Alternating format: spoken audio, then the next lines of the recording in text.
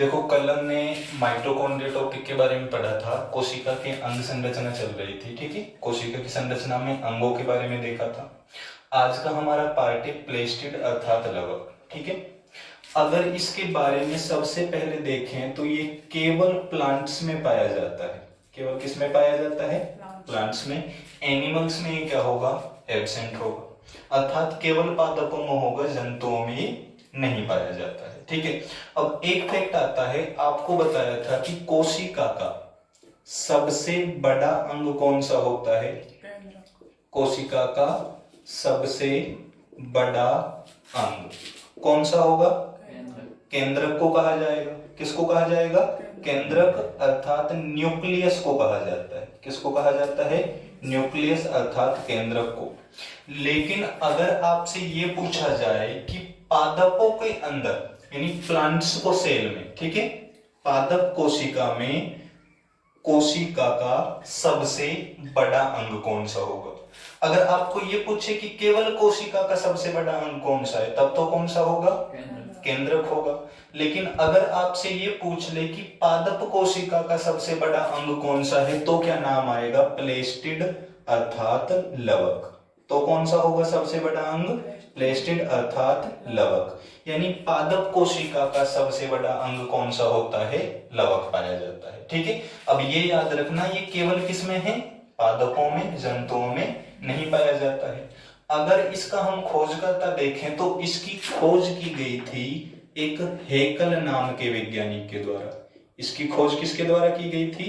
एक हेकल नाम के साइंटिस्ट थे, जिन्होंने इसको क्या नाम दिया था या क्या खोज की थी? प्लेस्टिड की खोज की थी। लेकिन इसको प्लेस्टिड या लवक नाम देने वाले वैज्ञानिक कौन से थे? नाम क्या आएगा साइंटिस्ट का? सिम्फर। नाम किसने दिया था? सिम्फर ने दिया था। लेकिन खोज किसके द्वारा की गई थी? हेकल के द्वारा की गई थी, ठीक है। तो सबसे पहली चीज, कोशिका का सबसे बड़ा अंग केंद्रक अर्थात न्यूक्लियस हो गया। लेकिन पादप कोशिका का सबसे बड़ा अंग कौन सा है? प्लेस्टिड या लवक हो गया। तीसरी चीज, खोज किसने की? हेकल ने। नाम किसने दिया था? सिम्फर ने। ये ज्यादातर इसका खोजकर्ता नहीं पूछा जाता है। इससे एक तो ये याद रखना, पादप कोशिका का सबसे बड़ा अंग कौन सा है? प्लेस्टिड। और कोशिका का सबसे बड़ा अंग पूछे तो कौन सा आएगा? केंद्रक आएगा, ठीक है। अब इसको 3 पार्ट में बांटा गया है, अर्थात सीधा हम कहें लवक कितने प्रकार के होते हैं? 3 प्रकार के होते हैं। कितने प्रकार के पाए जाते हैं? 3 प्रकार के पाए जाते हैं। अब वो देखो 3 प्रकार कौन कौन से कहलाएंगे इसके। सबसे पहला प्रकार कहलाता है वर्णी लवक। पहला कौन सा कहलाएगा? वर्णी लवक। और वर्णी लवक को हिंदी में तो वर्णी लवक कहेंगे, इंग्लिश में क्या कहा जाएगा? क्रोमोप्लास्ट। इंग्लिश में क्या कहा जाता है इसको? क्रोमोप्लास्ट। अब एक चीज याद रखना, हिंदी मीडियम वाले भी और इंग्लिश वाले भी इसका ज्यादातर नाम जो होता है वो इंग्लिश में ही दे देते हैं। क्या पूछा जाता है? क्रोमोप्लास्ट। हिंदी नाम इतना ज्यादा नहीं पूछा जाता है, ठीक है। तो पहला तो कौन सा प्रकार हो गया? क्रोमोप्लास्ट हो गया। दूसरा जो प्रकार आता है वर्णी के अलावा ए वर्णी, दूसरा प्रकार कौन सा आएगा? ए वर्णी, जिसको इंग्लिश में कहा जाता है ल्यूकोप्लास्ट। क्या कहा जाएगा? ल्यूकोप्लास्ट। और तीसरा और सबसे इंपॉर्टेंट जो होगा वो कहलाता है हरित लवक। तीसरा कौन सा कहलाएगा? हरित लवक, जिसको कहा जाता है क्लोरोप्लास्ट। क्या कहा जाएगा? क्लोरोप्लास्ट। ये 3 प्रकार के हो गए, ठीक है। लवक कितने प्रकार के हैं? 3। वर्णी लवक, क्रोमोप्लास्ट। क्रोमो कलर के लिए, जो वर्ण का अर्थ क्या होता है? रंग, अर्थात जो रंग प्रदान करेंगे, ठीक है, कलर प्रोड्यूस करेंगे, वो तो क्रोमोप्लास्ट। दूसरा, ये फूड का स्टोरेज करते हैं। और लास्ट वाला क्या है? हरित लवक। ये आप सबको पता है क्या करता है? कोशिका में भोजन का निर्माण करता है। अब देखो हम इनकी शुरुआत करते हैं लास्ट से, क्योंकि क्रम याद रह जाएगा इससे। देखो कैसे याद रखना है। सबसे पहला हरित लवक। सबसे ज्यादा बार इससे एग्जाम में क्वेश्चन पूछा गया है। आपसे पूछेगा कि हरित लवक के अंदर कौन सी धातु मेटल पाई जाती है। तो बताइए कौन सी धातु या मेटल होती है हरित लवक क्लोरोप्लास्ट के अंदर, क्लोरोफिल के अंदर? ऑप्शन है आपके लिए, लोहा होता है या मैग्नीशियम होती है या एल्यूमिनियम। शाबाश। कौन सी पाई जाती है? मैग्नीशियम धातु पाई जाती है किसके अंदर? हरित लवक के अंदर, ठीक है। यानी हरित लवक के अंदर पाई जाने वाली धातु मेटल कौन सी हो गई? मैग्नीशियम हो गई। और लोहा किसके अंदर पाया जाता है? किसके अंदर पाया जाता है? हीमोग्लोबिन के अंदर पाया जाता है, ब्लड का जो मेन पार्ट होता है। तो हरित लवक के अंदर मैग्नीशियम धातु क्या होती है? पाई जाती है। पहली चीज हो गई। दूसरी चीज ये क्या करता है? पादपों के अंदर, क्योंकि केवल ये लवक किसके अंदर पाए जा रहे हैं? पादपों में। ये पादपों में बनाता है भोजन। किसका निर्माण करता है? भोजन का निर्माण करता है। ठीक है, अब ये बताओ पादपों में भोजन बनाने की क्रिया विधि कौन सी विधि कहलाती है? शाबाश, प्रकाश संश्लेषण। पादपों में भोजन बनाने की जो विधि है वो क्या कहलाती है? प्रकाश संश्लेषण कहलाती है। ठीक है, फोटोसिंथेसिस कहलाती है। फोटोसिंथेसिस, प्रकाश संश्लेषण। यानी पादपों में भोजन का निर्माण कौन सा पदार्थ कर रहा है? कौन सा लवक कर रहा है? किसके द्वारा किया जा रहा है? हरित लवक के द्वारा किया जा रहा है। ठीक है, अब देखो भोजन हम कहाँ बनाते हैं? घर में, किचन के अंदर, रसोई घर के अंदर। तो पादप में भोजन कहाँ बन रहा है? शाबाश, पत्तियों में। और पत्तियों के अंदर क्या पाया जा रहा है? हरित लवक। हरित लवक में बन रहा है। तो पादप कोशिका का रसोई घर, किचन ऑफ प्लांट सेल, किसको कहा जाता है? पादप कोशिका का रसोई घर किसको कहेंगे? हरित लवक। ठीक है, अब हरित का अर्थ आपको पता है हरा। अगर पादप के अंदर किसी भी भाग का रंग हरा पाया जा रहा है तो उस हरे रंग पाए जाने का कारण भी क्या होगा? हरित लवक होगा। पहली चीज आपको बताई, कौन सी धातु पाई जा रही है? मैग्नीशियम है इसमें। दूसरा, ये क्या कर रहा है पादप में? भोजन। किस विधि से बना रहा है? प्रकाश संश्लेषण के द्वारा। इसलिए इसको भोजन बनाने के कारण क्या कह रहे हैं? क्योंकि भोजन रसोई में बनेगा, तो इसके क्या कहला रही है? कोशिका की रसोई घर। पादप कोशिका का रसोई घर किसको कह रहे हैं? हरित लवक को कहा जा रहा है। ठीक है, अब देखो ये भोजन बनाता है किस विधि के द्वारा? प्रकाश संश्लेषण। हम प्रकाश संश्लेषण के बारे में इसके बाद अलग से डिटेल देखेंगे, केवल यहाँ पर इसके संबंध में यही पॉइंट याद रखना है।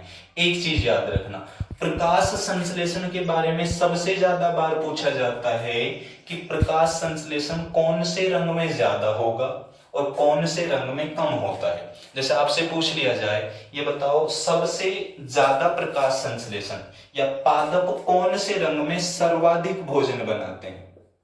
बताइए। लाल में। शाबाश, और सोचो। देखो एक चीज याद रखना, किसी भी वस्तु का जो रंग दिखता है वो इस चीज पर निर्भर करता है कि वो वस्तु कौन से रंग के प्रकाश को टकराकर वापस भेज रही है, यानी कौन से कलर को रिफ्लेक्ट कर रही है।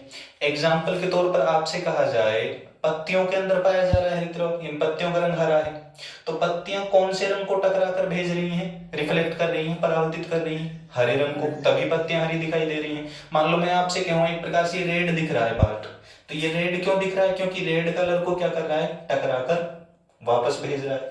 तो वस्तु उस रंग की दिखाई देगी जिस रंग को टकराकर वो क्या करे?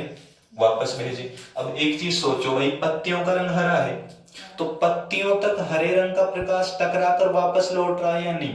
लौट रहा। बोलो। अब मान लो आपसे मैं ये कहूं भोजन की थाली लाऊं और दिखाकर आपको ले जाऊं वापस, भूख मिटेगी? ठीक है, तो हरा रंग तो इनसे टकराकर क्या हो गया? वापस लौट आया, रिफ्लेक्ट हो गया। तो हरे रंग में प्रकाश संश्लेषण बिल्कुल भी नहीं होगा। ठीक है, अब दो रंग बचे जिनमें अंतर होगा। रंगों का क्रम सबको पता होगा, विबज्योर में आता है बैंगनी, यहाँ पिनाला, यानी बैंगनी और लाल। पहला तो रंग कौन सा होता है? बैंगनी होता है, और अंतिम कौन सा होता है? लाल हो गया। इन दो में छांटना है, सबसे ज्यादा कौन से में होगा? ठीक है, तो इसको भी याद करने का तरीका देखो। खतरे की जगह हो तो वहां पर हमें भोजन ज्यादा चाहिए ना, और आप सबको पता है खतरे का रंग कौन सा होता है? लाल, इसीलिए महिलाएं लाल सिंदूर लगाती हैं। ठीक है, खतरे का निशान होता है वो भी। ठीक है, तो लाल रंग के अंदर प्रकाश संश्लेषण क्या होता है? सर्वाधिक, यानी सबसे ज्यादा भोजन कौन से रंग में बनेगा? लाल रंग में, और सबसे कम बैंगनी रंग में। और कौन से रंग में भोजन का निर्माण नहीं होगा? हरे रंग में। क्यों नहीं होगा हरे रंग में? क्योंकि पत्तियां हरे रंग को टकराकर वापस भेज रही हैं, तो हरा रंग का तो उपयोग ही नहीं कर पाए, तो रिफ्लेक्ट हो गया ग्रीन कलर। तो ये चीज कई बार पूछ ली जाती है, कौन से में प्रकाश संश्लेषण कम होगा, कौन से में ज्यादा होगा। ठीक है, अब देखो हम हरित लवक के बारे में यहीं पर आगे डिटेल देख लेते हैं। हरित लवक की जो संरचना होती है, इसके अंदर जो देखो पार्ट पाए जाते हैं, यहाँ पर जैसे कॉइन पाए जाते हैं ना, सिक्के होते हैं, इस तरह की संरचनाएं होती हैं। वो एक दूसरे के ऊपर परत के रूप में चट्टे रूपी संरचना में धरी होती है, ठीक है, रखी होती है। अब देखो ये दोनों एक दूसरे से संरचना, जो एक तरह से कोयल का निर्माण हो गया, ठीक है, ये एक दूसरे से क्या होती है, ज्वाइंट होती हैं। इन कोइन जैसी संरचनाओं को तो क्या कहा जाता है, ग्रेना। क्या कहा जाता है, ग्रेना कहा जाता है, ठीक है। वैसे इनको पूरी को संरचना को क्या कहेंगे अपन, थाइलेकोइड, ठीक है, क्या कहा जाएगा, थाइलेकोइड के नाम से जाना जाता है। लेकिन ये जो एक स्ट्रक्चर दिख रहा है, वो एक स्ट्रक्चर क्या कहला रहा है, ग्रेना कहला रहा है। इसके अंदर जो लिक्विड पार्ट पाया जा रहा है या अन्य फ्लूइड पाए जा रहे हैं, वो सभी क्या कहलाते हैं, स्ट्रोमा कहलाते हैं। क्या कहलाते हैं, स्ट्रोमा। इनसे प्रश्न कभी भी नहीं पूछा जाता है कि कौन सा पार्ट ग्रेना होगा, कौन सा पार्ट क्या कहलाएगा, स्ट्रोमा कहलाएगा, ठीक है। फिर भी आप इतने से याद रखना चाहो तो ये याद रख सकते हो। तो ये हरित लवक की क्या हो गई, एक प्रकार से संरचना हो गई, ठीक है। केवल ये पूछा जा सकता है कि सिक्के के चट्टों जैसी संरचनाएं जो होंगी उनको क्या कहा जाएगा, थाइलेकोइड। क्या कहा जाएगा, थाइलेकोइड कहा जाएगा। तो ये मुख्य रूप से किसकी संरचना हो गई, हरित लवक की। सबसे पहली चीज अपन ने देखी, कोशिका का सबसे बड़ा अंग कौन सा था, पादप कोशिका का सबसे बड़ा अंग, शाबाश, प्लेस्टिड लवक हो गया। खोजकर्ता कौन है लवक के, हेकल। नाम सिम्फर ने दिया और प्रकार कितने हैं, 3। वर्णी क्रोमोप्लास्ट जो रंग प्रदान करे, दूसरा एवर्णी ल्यूकोप्लास्ट, तीसरा हरित लवक क्लोरोप्लास्ट। हरित लवक में धातु मेटल कौन सी है, मेटल मैग्नीशियम है, क्लोरोफिल के अंदर, हरित लवक के अंदर है, ठीक है। क्या करता है, भोजन, किस विधि से, प्रकाश संश्लेषण से। सबसे ज्यादा कौन से रंग में, खतरे वाले में, लाल में सबसे कम, लाल का उल्टा बैंगनी, और किस में नहीं बनेगा, हरे रंग में भोजन का निर्माण नहीं होगा। अब देखो इसको रसोई घर क्यों कहा था, क्योंकि ये भोजन का क्या कर रहा है, निर्माण कर रहा है, ठीक है। तो ये से संबंधित फैक्ट हो गए। इसके बाद देखो दूसरा पार्ट अपन लेते हैं ए वर्णी। अब देखो वैसे तो नंबर अपन ने पहला वर्णी डाल दिया था, अब ये इस क्रम में क्यों ले रहे हैं, सबसे पहले भोजन बना, हम भोजन बनाकर ये थोड़ी भाई एक बार में ही सारा खा जाते हैं, फिर उसको क्या कर लेते हैं, इकट्ठा भी तो रख लेते हैं, स्टोरेज भी कर लेते हैं। तो इसने तो भोजन का निर्माण किया, फूड फॉर्मेशन किया, और ये जो एवर्णी लवक पाया जा रहा है ये फूड का क्या करेगा, स्टोरेज करेगा, भोजन का क्या करेगा, संग्रह करेगा। क्या करेगा, भोजन को इकट्ठा करने का कार्य, फूड का स्टोरेज का कार्य कौन सा करता है, ल्यूकोप्लास्ट। बनाया है किसने, हरित लवक ने, और इकट्ठा किसने किया, एवर्णी लवक ने, ठीक है, ल्यूकोप्लास्ट ने। अब ये एवर्णी लवक 3 प्रकार के होते हैं मुख्य रूप से, या 3 रूपों के रूप में पाए जाते हैं। जैसे पहला देखें, अगर प्रोटीन को मान लो स्टोरेज कर रहा है, किसको कर रहा है, प्रोटीन को स्टोरेज कर रहा है, तो प्रोटीन को स्टोरेज करने वाला, इकट्ठा करने वाला कहलाएगा प्रोटीनोप्लास्ट। प्रोटीनोप्लास्ट। अगर प्रोटीन को इकट्ठा कर रहा है तो क्या कहलाएगा, प्रोटीनोप्लास्ट। अगर मान लो ये किसको कर रहा है, कार्बोहाइड्रेट को कर रहा है, यानी सीधा कहें अपना शर्करा को कर रहा है स्टोरेज, जैसे आलू है, आलू में स्टार्च कार्बोहाइड्रेट शर्करा का स्टोरेज होता है, तो वो कहलाता है एमाइलोप्लास्ट। क्या कहलाता है, एमाइलोप्लास्ट कहलाता है। और मान लो अगर वसा का कर रहा है तो कहलाएगा इलियोप्लास्ट। तो क्या कहलाएगा, इलियोप्लास्ट कहलाता है।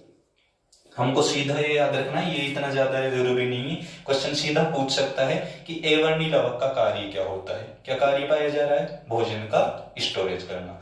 अब देखो एग्जाम में प्रश्न कैसे पूछे जाते हैं इनसे संबंधित। मान लो मैं आपसे पूछ लूं कि कौन सी धातु, या सीधा कहें कौन सी मेटल हरित लवक के अंदर पाई जाती है, ये ज्यादातर एग्जाम में पूछा गया क्वेश्चन है, कौन सी होगी, मैग्नीशियम होगी। अब मैं आपसे कहूं कि आलू होता है, भोजन के संग्रह के कारण, स्टोरेज के कारण फूल जाता है, ठीक है, आलू वैसे तना होता है, और जो फूड की स्टोरेज के अंदर कारण क्या हो जाता है, फूल जाता है। तो उसके अंदर कौन से लवक पाए जा रहे हैं, कौन सा लवक है, ल्यूकोप्लास्ट। कौन सा है, ल्यूकोप्लास्ट, क्योंकि भोजन का संग्रह कौन सा करता है, ल्यूकोप्लास्ट एवर्णी लवक करता है, ठीक है। तो भोजन बनाना हो गया, भोजन का स्टोरेज हो गया। अब जो पहला पार्ट बचता है क्रोमोप्लास्ट, इसका काम देखो क्या होगा, इसका कार्य होता है कोई भी पादप का अंग पाया जा रहा है, जैसे बीज हो या कोई फल हो या उसका फूल हो, उसका जो रंग होगा वो रंग किसके कारण होगा, क्रोमो का अर्थ है कलर, वर्ण, वर्ण का अर्थ क्या है, रंग, यानी जो क्या करें, रंग प्रदान करें, ठीक है। इतने आप इसका स्क्रीनशॉट ले सकते हो, ठीक है, ये उतार लीजिए।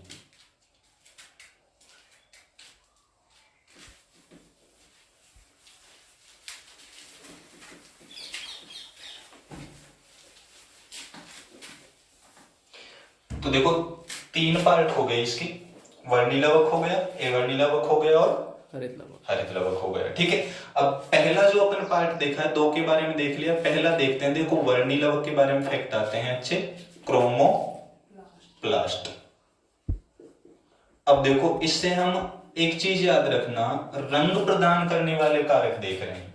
ये केवल ये बताओ जंतुओं में हो सकता है? बोलो, क्योंकि ये तो लवक है, लवक केवल किस में होगा? पादपों में। लेकिन जंतुओं में लवक के स्थान पर पिगमेंट होते हैं। एनिमल्स में क्या होते हैं? पिगमेंट। और पिगमेंट का अर्थ होता है हिंदी में वर्णक। क्या होता है? वर्णक, अर्थात रंग प्रदान करने वाले। क्या होगा? रंग प्रदान करने वाले क्या कहलाते हैं? पिगमेंट कहलाते हैं। ठीक है, जो केवल किस में पाए जाते हैं? जंतुओं में पाए जाते हैं। तो हम दोनों एक साथ ले रहे हैं। पहला देखो फैक्ट क्या होगा, ज्यादातर एग्जाम में पूछे हुए अपन देखेंगे। यहां पर देखो, टमाटर का लाल रंग किसके कारण पाया जाता है? बताइए। टमाटर लाल किसके कारण होता है? लाइकोपीन के कारण। किसके कारण होता है? लाइकोपीन के कारण। अब देखो कुछ के दिमाग में होगा कि टमाटर स्टार्टिंग में तो हरा होता है। आपको बताया था हरा रंग हमेशा किसके कारण होगा? हरित लवक के कारण। ठीक है, क्लोरोप्लास्ट के कारण। लेकिन लाल रंग किसके कारण है? लाइकोपीन। अब ये जरूरी नहीं कि लाल रंग हमेशा लाइकोपीन के कारण हो। देखो जैसे एग्जांपल के तौर पर देखें, दूसरा है गाजर है या मिर्च है, इन दोनों का जो लाल रंग होगा वो किस कारक के कारण पाया जाएगा? तो देखो इसको याद करने का तरीका बता दें आपको। गाजर को इंग्लिश में क्या कहते हैं? कैरेट। ठीक है, तो कैरेट का रंग होता है कैरोटीन के कारण। किसके कारण होता है? कैरोटीन के कारण। किसके कारण पाया जा रहा है? कैरोटीन के कारण। टमाटर का लाल रंग, लाल लाइकोपीन के कारण टमाटर। गाजर में कैरेट का कैरोटीन के कारण। ठीक है, कैरोटीन का किसके कारण है? कैरोटीन के कारण पाया जा रहा है कैरेट का। ठीक है, थर्ड इसमें से आता है, देखो दूध होता है, जो गाय का दूध मुख्य रूप से। ठीक है, हल्का पीला पाया जाता है। गाय का दूध कैसा होता है? ज्यादातर हल्का पीला होता है। तो दूध का हल्का पीला रंग किसके कारण होगा? कैरोटीन का ही एक पार्ट पाया जाता है जिसको कहते हैं अल्फा कैरोटीन। कैरोटीन का कौन सा प्रकार है? Alpha carotene. तो दूध का हल्का पीला रंग किसके कारण होगा? अल्फा कैरोटीन के कारण। और गाजर मिर्च का लाल रंग किसके कारण होगा? कैरोटीन के कारण पाया जाता है। ठीक है, इसके बाद देखो एक अपन देखें चौथा इसमें से, मनुष्य की जो त्वचा होती है या किसी भी जीव की जो त्वचा है अथवा जो बालों का रंग होता है, हेयर्स का जो कलर पाया जाता है, इन दोनों का रंग एक ही वर्णक के कारण होता है। कौन से वर्णक के कारण पाया जाता है? बोलिए। मेलानिन। शाबाश, मेलानिन के कारण होता है। देखो त्वचा के ऊपर मेल ज्यादा जमा होता है एक तरह से, तो ऐसे याद रख सकते हो। इसके त्वचा का रंग किसके कारण पाया जाएगा? मेलानिन के कारण। किसके कारण? मेलानिन। मेलानिन की मात्रा जितनी ज्यादा होगी, ठीक है, रंग उतना ही गहरा होगा, अर्थात काला होगा। कैसा होगा? गहरा यानी काला होगा। और जितना कम होगा रंग उतना ही क्या होता है? भूरा होता है। ठीक है, सीधा कहें तो वेस्ट इंडियन के कारण अंदर मेलानिन का क्या होता है? स्टोरेज होता है, जिसका एक लाभ भी होता है। आपको बताया था लाभ क्या हो जाएगा इसका, कि जितना मेलानिन ज्यादा होता है स्किन में, उतना ही त्वचा के कैंसर का चांस क्या होता है या संभावना क्या होती है? कम पाई जाती है। यानी मेलानिन जितना ज्यादा होगा, त्वचा कैंसर उतना ही कम होने की क्या होती है? संभावना है। एक नुकसान भी है कि भाई डव हो चाहे फेयर एंड लवली हो, कोई सी भी असर नहीं करेगी। ठीक है, अगर मेलानिन अधिक पाया जा रहा है तो। ठीक है, तो ज्यादा होने पर मुख्य रूप से रंग काला होता है। और फायदा क्या है उससे, कि त्वचा कैंसर होने के चांस कम होते हैं। और नुकसान क्या है? फेयर एंड लवली कार्य नहीं करेगी। ठीक है, तो मेलानिन के कारण हमारी त्वचा का और बालों का क्या पाया जाता है? रंग पाया जाता है। पहले तो ये तो इंसान की आदत होती है, लोभी तो होता ही है मनुष्य। ठीक है, बालों में मनुष्य को मेलानिन ज्यादा चाहिए, क्योंकि बाल तो भाई काले चाहिए, काले चाहिए। ठीक है, बाल तो। और त्वचा में क्या चाहिए? कम, क्योंकि शरीर भूरा होना चाहिए। ठीक है, तो ये तो आदत होती है। अगर हम पांचवा पदार्थ देखें तो हल्दी का जो पीला रंग होता है वो किसके कारण पाया जाता है? हल्दी का जो पीला रंग होगा वो किस वर्णक के कारण पाया जाएगा? अब इन्हीं में पीला हमने यहाँ पर देखा था, दूध का हल्का पीला अल्फा कैरोटीन हो जाएगा। ठीक है, हल्दी का पीला रंग पाया जाता है कुकुरमेरिन के कारण। किसके कारण पाया जाता है? कोकुरमेरिन पाया जाता है। हल्दी को टर्मेरिक बोलते हैं इंग्लिश में, ठीक है। तो टर्मेरिक यानी हल्दी का जो येलो कलर होता है वो किसके कारण पाया जाता है, कोकुरमेरिन नामक वर्णक के कारण होता है। ये ज्यादातर पूछे जाते हैं, ठीक है, एग्जाम्स में। अब देखो पीले रंग से एक और चीज देखें, जो यूरिन होता है मनुष्य का या किसी भी जीव का, उसका पीला रंग किसके कारण होता है। देखो इसको याद कैसे रखो, यूरिन में, मनुष्य की यूरिन में क्या होता है, यूरिया, और यूरिया से याद रखना यूरोक्रोम। क्या याद रखोगे, यूरोक्रोम। मिलते जुलते वर्ड ज्यादातर है, ठीक है। तो यूरिन में यूरिया होता है और रंग किसके कारण होता है, यूरोक्रोम। लेकिन गंध पाई जाती, स्मेल पाई जाती है अमोनिया के कारण, ठीक है। तो सबसे पहला टमाटर का लाल रंग लाइकोपीन, गाजर मिर्च का लाल रंग कैरोटीन, दूध का हल्का पीला रंग अल्फा कैरोटीन, बालों का और त्वचा का रंग मेलानिन, हल्दी का पीला रंग कोकुरमेरिन, और यूरिन में यूरिया होता है और गंध किस कारण होती है, अमोनिया के कारण, और रंग किसके कारण पाया जाता है, यूरोक्रोम के कारण पाया जाता है, ठीक है। तो ये रंग प्रदान करने वालों में हो गए। इसके अलावा देखो, अगर आपसे पूछा जाए पपीते का पीला रंग किसके कारण होता है, तो पपीते का पीला रंग पाया जाता है ज़ैंथोफिल नाम के वर्णक के कारण। किसके कारण पाया जाता है, एक ज़ैंथोफिल नाम का वर्णक होता है जिसके कारण पपीते का क्या ऐसा रंग पाया जाता है, पीला रंग पाया जाता है, ठीक है। इसके अलावा देखो अनेक प्रकार के पदार्थ पाए जाते हैं जिनके रंग से संबंधित कई बार पूछ लेते हैं, ठीक है। तो ये मेन इंपॉर्टेंट है जो ज्यादातर एग्जाम्स में क्या हुए हैं, पूछे गए हैं। जैसे अगर आपसे ये पूछा जाए हड्डियां सफेद क्यों होती है, हड्डियों का सफेद रंग किसके कारण पाया जाता है। हड्डियां देखो किस किस पदार्थ से बनी होती हैं, कैल्शियम फास्फोरस। शाबाश, कैल्शियम और फास्फोरस से किसका निर्माण होता है, हड्डियों का, ठीक है।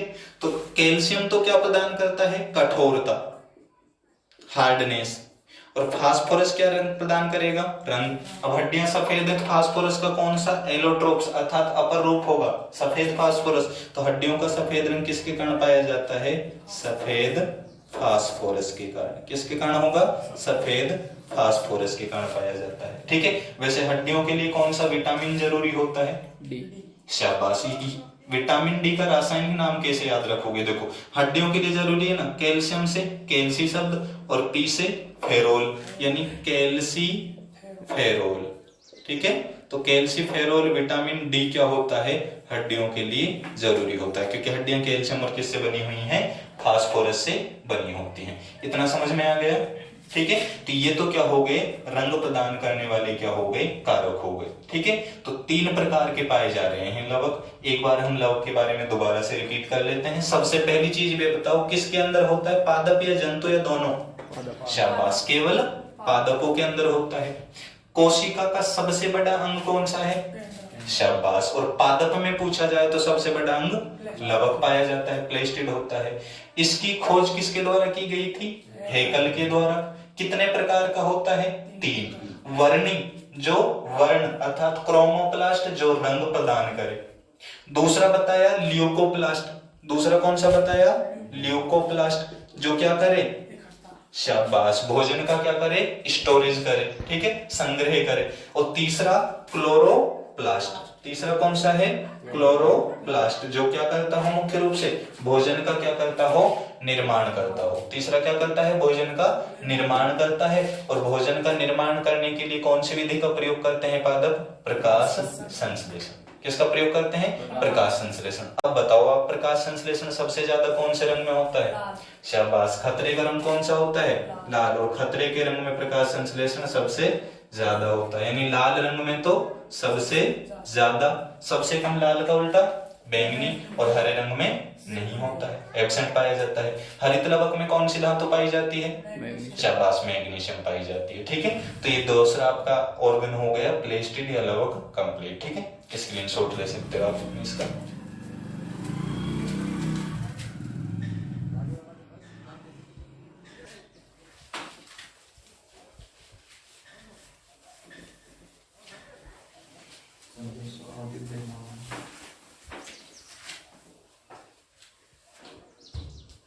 देखो इसके बाद अगला अपना अंग आता है गोल्जी कॉम्प्लेक्स, जिसको हिंदी में गोल्जी काय कहा जाता है, ठीक है, गोल्जी काय। सबसे पहली चीज अगर इस अंग में देखें तो आपको मुख्य रूप से वैज्ञानिक का नाम याद रखना है। इसमें साइंटिस्ट का नाम इतना टफ नहीं है याद रखना, ठीक है। वैज्ञानिक का नाम कैसे याद रख सकते हो आप, ठीक है। गोल्जी ही इसके क्या है, खोज करता है। कौन है खोज करता, गोल्जी। लेकिन पूरा नाम क्या है, कैमिलो गोल्जी। अब ऊंट गोल्जी मत कर देना, ठीक है। कैमिलो गोल्जी क्या है इसके खोज करता। देखो ऊंट से संबंधित वैसे अनेक फैक्ट आते हैं, जैसे ऊंट लंबे समय तक बिना पानी पिए जीवित रह सकता है, लेकिन सबसे ज्यादा मैं नहीं रह सकता कि सबसे ज्यादा समय तक बिना पानी पिए रह सकता हो। सबसे ज्यादा समय बिना पानी पिए रहने वाले स्तनी जीवों में कौन सा आता है, मैमल्स में चूहा। ये याद रखना, चूहा ऊंट से अधिक समय तक बिना पानी पिए रह सकता है।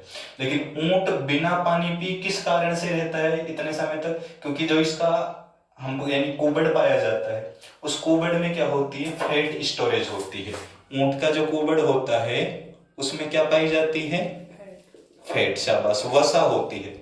और उस वसा के स्टोरेज के कारण ही ये क्या होता है, लंबे समय तक बिना पानी पिए क्या रहता है, जीवित रहता है, ठीक है।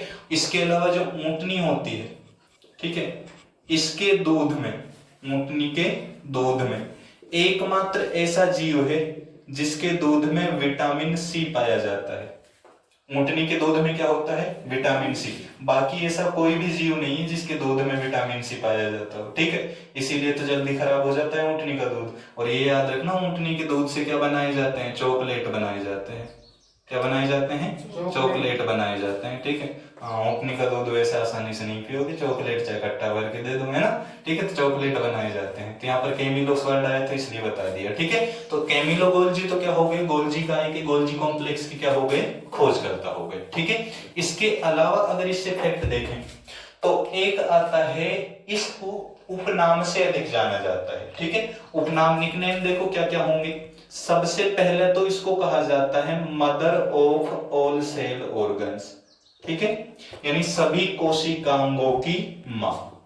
कोशिकांगों की मां किसको कहा जाता है, शाबाश, गोल्जी काय को। अब इसको कहने का कोई तो रीजन होगा, कोशिकांगों की मां कह रहे हैं, मदर ऑफ सेल ऑर्गन्स कह रहे हैं, तो इसका कोई तो कारण पाया जा रहा होगा। अब देखो कारण क्या है, क्योंकि इसके द्वारा कोशिका के अन्य अंगों का क्या होता है, निर्माण होता है। अन्य अंगों का क्या होगा, निर्माण करती है, यानी उनको लिए कच्चा पदार्थ प्रदान करती है, जैसे लाइसोसोम के लिए, राइबोसोम के लिए। इसीलिए उन कोशिकांगों की मां किसको कहा जाता है, गोल्जी काय को, ठीक है। दूसरा इसको कहा जाता है यातायात प्रबंधक। क्या कहा जाता है, यातायात प्रबंधक कहा जाता है। अब यातायात प्रबंधक यानी ट्रैफिक मैनेजर। ट्रैफिक मैनेजर कहने का कारण भी कुछ ना कुछ होगा, ठीक है, क्योंकि देखो ट्रैफिक मैनेजर, यातायात का अर्थ क्या हो गया, आदान प्रदान हो गया एक प्रकार से, ठीक है, एक्सचेंज हो गया। तो ये यातायात प्रबंधक क्यों कह रहे हैं, क्योंकि ये पदार्थों का क्या करता है, ट्रांसपोर्ट करता है, मटेरियल्स का ट्रांसपोर्ट, परिवहन करता है। क्या करता है, पदार्थों का ट्रांसपोर्ट अर्थात परिवहन करता है। इसीलिए इसको क्या कहा जाता है, यातायात प्रबंधक कहा जाता है। ये दो फैक्ट इंपॉर्टेंट है, ठीक है। इस गोल्जी काय संबंधी खोज करता नहीं पूछेगा, आपको पता है, इतना सिंपल नहीं पूछेगा। देखो क्या पूछा जा सकता है, कोशिकांगों की मां किसको कहा जाता है, गोल्जी काय को। दूसरा क्या पूछ सकता है, ट्रैफिक मैनेजर किसको कहा जाता है, गोल्जी कॉम्प्लेक्स को ही कहा जाता है। एक तीसरा फैक्ट अलग से देखें, आपको पता है सबसे छोटी कोशिका कौन सी होती है, आपको बताया था पहले ही वीडियो में, कौन सी होती है, मनुष्य की सबसे छोटी कोशिका स्पर्म यानी शुक्राणु। मनुष्य की सबसे छोटी कोशिका कौन सी है, स्पर्म यानी शुक्राणु, ठीक है। अब इसका देखो संरचना इस तरह से पाई जाती है, जो शुक्राणु होता है इसकी संरचना इस तरह से लंबाकार पाई जाती है, लास्ट का पूंछ वाला पार्ट होता है। ये जो आगे का भाग होता है ना, इसको कहा जाता है एक्रोसोम भाग। क्या कहा जाता है, एक्रोसोम भाग। जो ओव्यूल होता है, फीमेल का जो एग होता है ना, अंडा जो होता है, उसके बाहरी आवरण को तोड़ने के लिए कौन सा भाग जरूरी है, एक्रोसोम भाग। और इस एक्रोसोम का निर्माण, इस एक्रोसोम का निर्माण किसके द्वारा किया जाता है? गोल्जी कॉम्प्लेक्स के द्वारा ही किया जाता है। ठीक है, तो कोशिका की संरचना के बारे में आपने देखा, ये कोशिका के अंदर पाए जाने वाले क्या हैं? महत्वपूर्ण अंग हैं। इसके अलावा देखो अंतःप्रद्रवी जालिका, एंडोप्लाज्मिक रेटिकुलम ईआर वगैरह है, या सीधा कहें अपन तारककाय सेंट्रोसोम वगैरह है, ये कुछ अंग बचते हैं। वेस्क्यूल्स रिक्तिकाएं होती हैं, ये बचती हैं। इनसे अपन अगला जो वीडियो आएगा उसमें इंपॉर्टेंट क्वेश्चन जो भी एग्जाम्स में, पिछले एग्जाम्स में आए हुए हैं या इससे पहले जो पूछे गए हैं, सीधा कहीं जिस तरह से क्वेश्चन पूछे जाते हैं एग्जाम्स में, ठीक है, तो अगला पार्ट अपन इससे संबंधित इंपॉर्टेंट क्वेश्चन से बनाएंगे। ठीक है, अगर यहां तक आपको कोई भी समस्या रही हो तो आप कमेंट कर पूछ सकते हैं। ठीक है, धन्यवाद।